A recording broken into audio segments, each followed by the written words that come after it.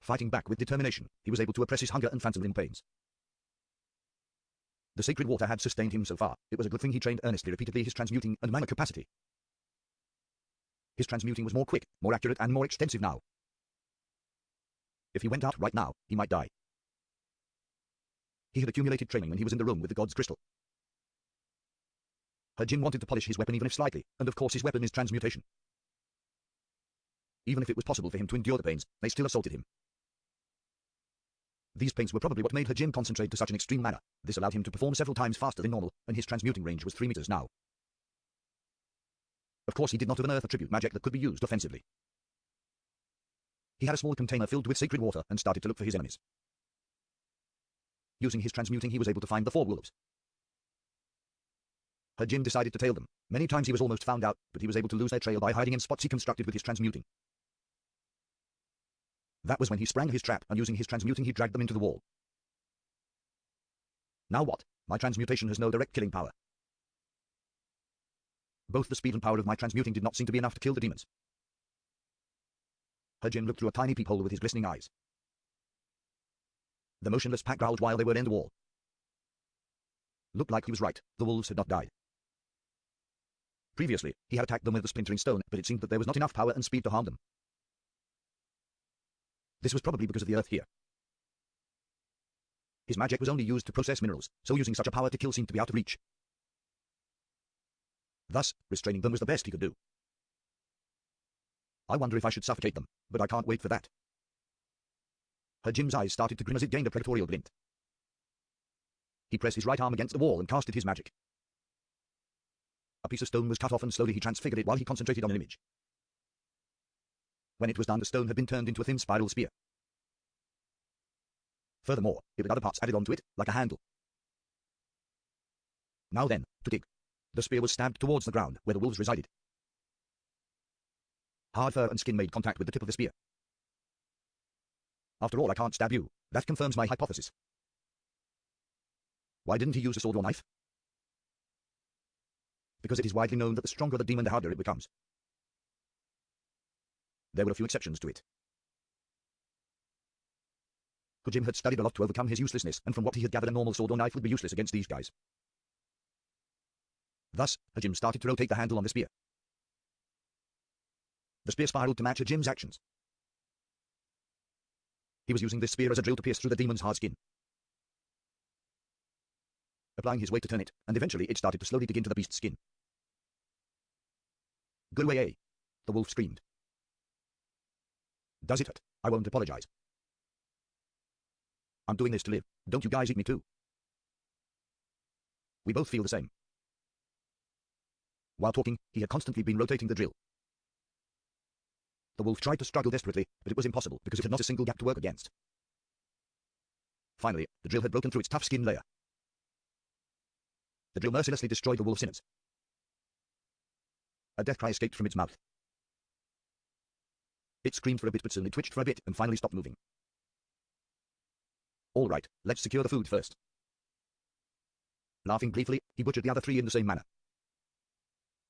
When he was done, the carcasses was recovered using transmutation. The fur on them was removed with some trouble. He only had 1 hand. His hunger stimulated his desire to consume. In the darkness, the light stones illuminate the surrounding area. The light projected a few shadows. One of the shadows provided a silhouette of someone crouching in front of the beast while chewing could be heard. Shokugyou, this seriously sucks. Jin made the wolf meat with a curse. The meat was very tough, and blood dripped off as he took a bite and swallowed. This had been his first meal for the past weeks. The stomach was surprised to suddenly receive the meat. Pain shot through his body at the stomach's protest. Jin knew he would get such a response and ignored it to keep eating. His appearance looked so feral. If any of the civilized humans saw what was going on, they would be repulsed. The disgusting smell and taste would cause them to lose their appetite. Jin did not even consider such a thought because he was happy to have a meal. He continued to eat in a daze. After eating so much of this meat that his belly swelled and drinking the sacred water that the Church of Saints would be envious of. An unusual phenomenon struck his body. An intense pain suddenly racked his body. Erosion, that was the best word to describe what horrible sensation he felt going through his body. The pain intensified as time passed. Gah, W what? Guu. Excruciating pain corroded his body. Hajime thrashed on the ground. This pain was so strong that it blew away his phantom limb pain. With his trembling hands, Hajime reached into his breast pocket and took out a test tube made of stone. He quickly chewed the edge of the tube and drank the contents inside. The sacred water quickly went to work and the pain subsided, but a short time later the agony continued. Higuga, what the? It didn't pale. Ah. His body started to pulsate with the pain. Thump, thump, his body pulsed. Even the sounds could be heard coming from his body. However, the next moment, the sacred water's healing properties started to restore his body. When it was done healing him, the pain returned. Then it was repaired again. Even the sacred water could not stunt the effects. The tremendous healing ability was actually backfiring here. Hajime screamed as he floundered on the ground. He banged his head repeatedly against the wall at the unending sight of his hell. Even if he wanted to die, there would be none to grant his desire, so he had no choice but to endure it. Changes started to form on Hajime's body. First, his hair lost all color. Maybe because of a pain that broke his threshold, or another cause, his black Japanese hair turned white. Next, his muscles and skeleton started to thicken. Crimson lines started to emerge all over his body. There is a phenomenon called overcompensation. This is the process the body goes through when training muscles. The muscles are broken down from the severe use, and in order to compensate and adapt to the strain, it creates stronger and more muscle when the body recovers. The same happens to the skeletal system. Hajime's body was going through this phenomenon. Demon meat was a deadly poison for humans. All of them had magic stones in their body, and this allowed for their wonderful physical ability with their magical power. Inside his body, this magic was strongly permeating his muscles and bones. This magic was the special magic that did not require the magic circles or incantation to cast, and his magic was getting altered. This kind of alteration would be fatal to a human. From the inside of the body, the poison would erode the body and destroy the cells. In the past, anyone who had consumed demon flesh was broken to pieces and died. Hajime knew of this, but his starvation had caused him to be unable to recall this knowledge. If Hajime had just ate the demon flesh, then he would have collapsed and died. However, there was an elixir that prevented that. Sacred water, it will restore immediately what once was broken. Because of this constant breaking and restoring, overcompensation, his body strengthened at an unbelievable speed. Destroy, then repair. The body changed while pulsing. It looked like he was being reborn. A ceremony of birth to throw away the body's weakness, a metamorphosis. Hajime's screams was like the first cry of a newborn. When the pulsation stopped, Hajime went limp. Pure white was his hair color now, and crimson lines formed on his body. He was just like the monsters that plagued this level. Hajime's right hand twitched. The closed eyes were opened slightly. His unfocused eyes settled onto his right hand. Grasping his hand into a fist, he scratched along the ground. Hajime slowly clasped and unclasped his hand to prove he was still alive. When he finished checking if he had control of his body, he stood up slowly. Oh, yeah, you weren't supposed to eat demon meat. I'm an idiot, but he couldn't help but eat it. Completely exhausted, Hajime just snorted. Both his hunger and his phantom limb pain disappeared after this incident. On the contrary, his body felt strangely light and overflowed with power. Even though he just went through that, it was in its best condition. The most clearly developed muscles was his arm and abdomen. Hajime's height also increased by 10 centimeters, bringing the total height to 175 centimeters. What happened to my body? There is some strange feeling. Not only had his external body changed, but he felt something out of place inside. The strange feeling felt cold and hot at the same time. When more of his awareness came, he focused on the crimson lines on his arm. Wow, how unpleasant. Makes me feel like a demon. What a joke. Oh yeah, the status plate. Exploring through his pockets, he searched for the forgotten status plate. Good thing he did not lose it. There on the plate was displayed Hajime's current condition. Maybe it would show if something was wrong with his body. Say what? Like always, whenever he is astonished he switches to Kansai dialect and performs at Sakami. All his stats had increased significantly, and he had 3 new skills. He couldn't believe it, and he was still just level 8.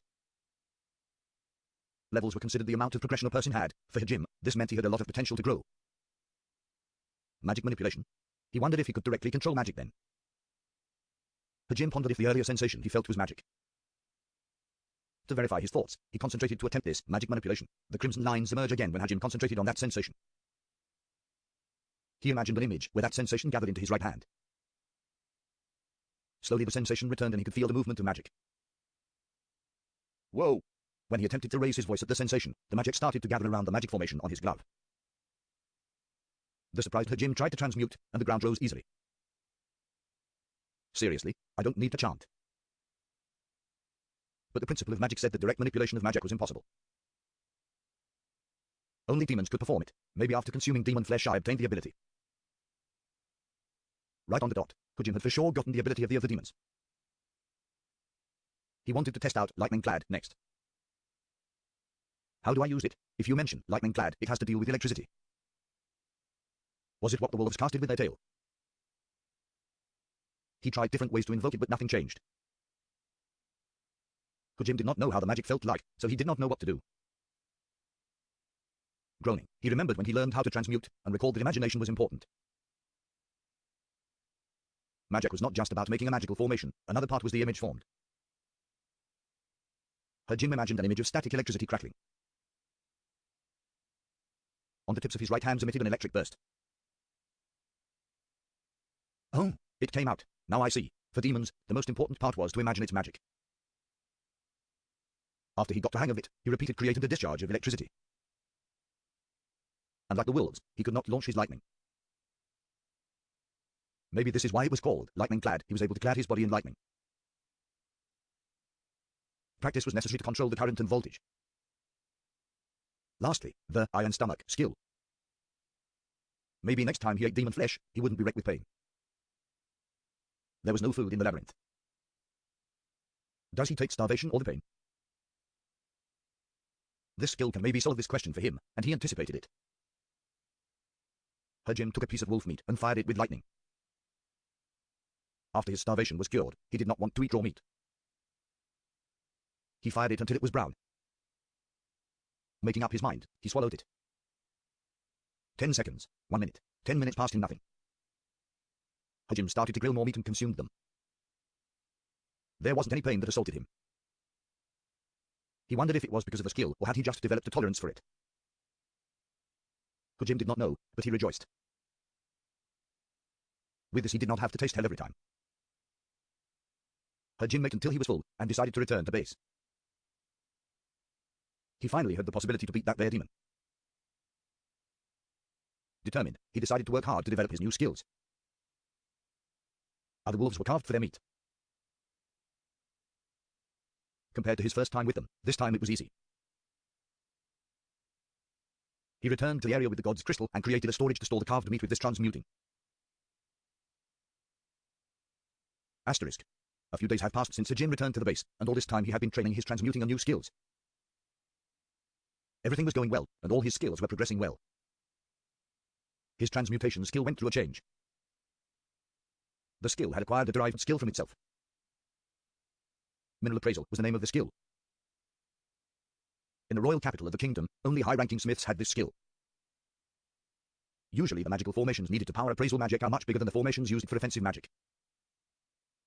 The facilities that could perform these huge magical formations were limited. For those that had the skill, they could easily analyze any mineral with just a chant and magic formation as long as they touch it. This derived skill was acquired by training the transmutation skill for many years. It was not an innate skill. Hajime decided to check the neighboring minerals with his newfound skill. When a person uses the skill, the description will show up on their status plate. For example, what a very simple description. It did a job though. Hajime grinned and laughed as a thought came up. From here he could search for minerals to make powerful weapons that could be his trump card. When he read the description, he felt a thought develop in his brain. This stone may play a similar role to gunpowder.